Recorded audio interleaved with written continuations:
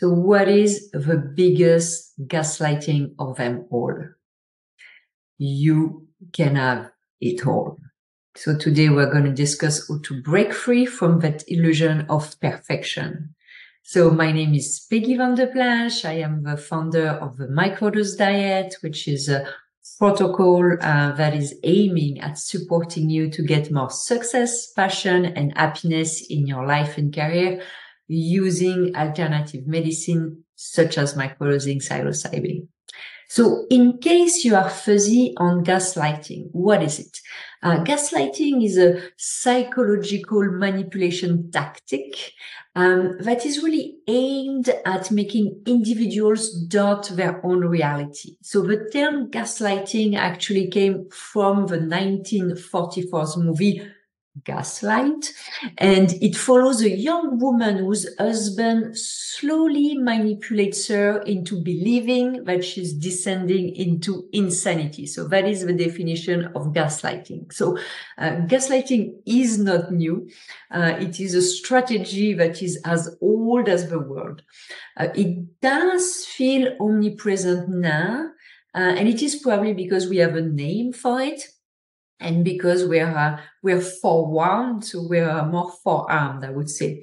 I personally wish I had known about the concept of gaslighting as a kid, because it would have avoided me a lot of sorrow and mental anguish, because being sucked into others' reality is not great, to put it plainly, especially that gaslighting is done for the gaslighter's benefits at the expense of the gaslighted. As you can imagine, one is rarely manipulated for their own sake or their own benefit.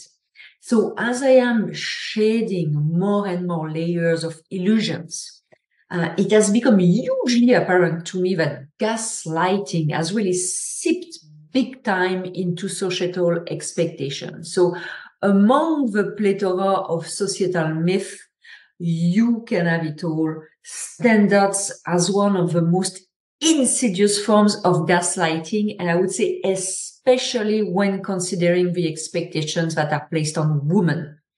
The notion that women can effortlessly juggle a super successful career, look like a supermodel, raise wonderfully well-adjusted kids, be a fabulous spouse while being well-traveled, educated, and pleasing, but still assertive.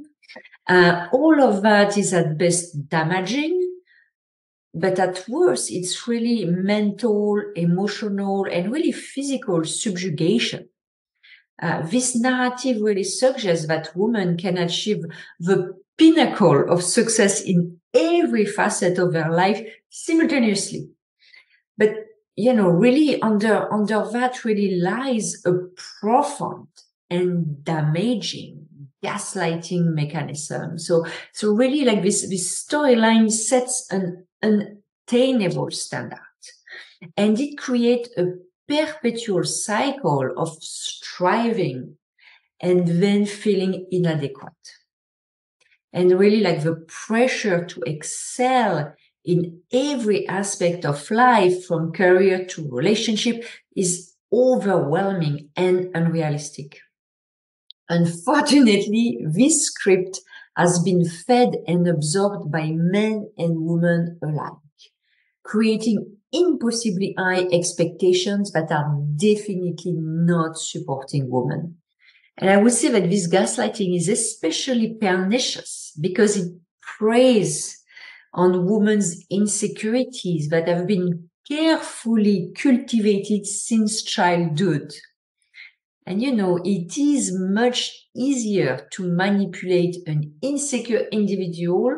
So, it's a good idea to start them young. So this gaslighting really suggests that any failure to meet the unrealistic standards is actually a personal failing rather than a systemic issue. So women are really led to believe that if they just try harder, work longer hours, or invest more resources in their appearance, they can achieve this elusive goal. In reality, this narrative serves to keep women trapped in a perpetual cycle of dissatisfaction, self-doubt, and external validation. They did not set the rules of the games, nor the impossibly high standards, but they are nonetheless assessed by both men and women alike based on these requirements. And women, since their youngest age, since they're girls, they are bombarded with messages that suggest their worth is tied to their ability to meet these non-viable standards, leading to this never-ending quest for perception and this course for betterment in the hope of one day measuring up and maybe finally feeling good enough really fuel consumerism. From following the right studies, having the right creams, clothes, home, right private schools for the kids, the right workout, to the cottage, the makeup, the leisure, the books, the friends, the vacation destination. I mean, the list of the things to do and have in order to look the part is really endless. And this dynamic beautifully keeps everyone running on the treadmill. So really like this you can have it all gaslighting undermines the concept of choice and autonomy. Women are made to feel guilty for prioritizing their own needs and desires over societal expectations. And that pressure to conform to this ideal leaves little room for individuality or even self-expression.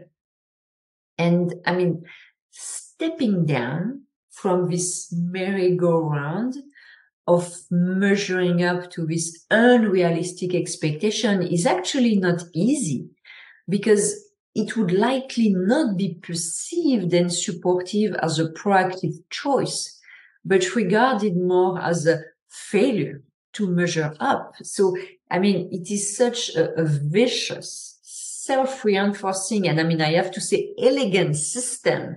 I almost have to tip my hat to the generations of gaslighters who have been manipulating and ensnaring women. And I would say like the solution to breaking free from this toxic cycle really lies in recognizing that having it all is a form of mass gaslighting designed to keep women perpetually dissatisfied and striving for unattainable goals. It really requires challenging the societal norms and expectations that upholds this narrative and reclaiming agency over one's own life. And I mean, opting out of this destructive cycle doesn't mean settling for less. Rather, it is about rejecting the false promises and unrealistic expectations that have been imposed upon women. It is about redefining success on one's own terms and prioritizing fulfillment and well-being over external validation. So again, like this, you can have it all gaslighting is a really powerful mechanism that perpetuates unrealistic expectations and undermines women's sense of self-worth and agency. Breaking free from this cycle requires recognizing it for what it is and reclaiming control over one's own narrative. So it really is time to reject this illusion of perfection and really embrace the messy, imperfect beauty of being human. So thank you very much for listening today. I hope this resonates with you. I hope it's going to make you ask some question, whether you're a woman or not. I think it's a very important point that we just discussed. Again, my name is Peggy van der Plassche. I'm the creator of the Microdose Diet. You can go to my website, themicrodosediet.com. I have a book that is available on pre-order on Amazon, which is a 90-day guide, and that's really going to help you to break free from these cycles of external validation. So thank you again for listening and watching, and I'm looking forward to chatting next week. Bye-bye.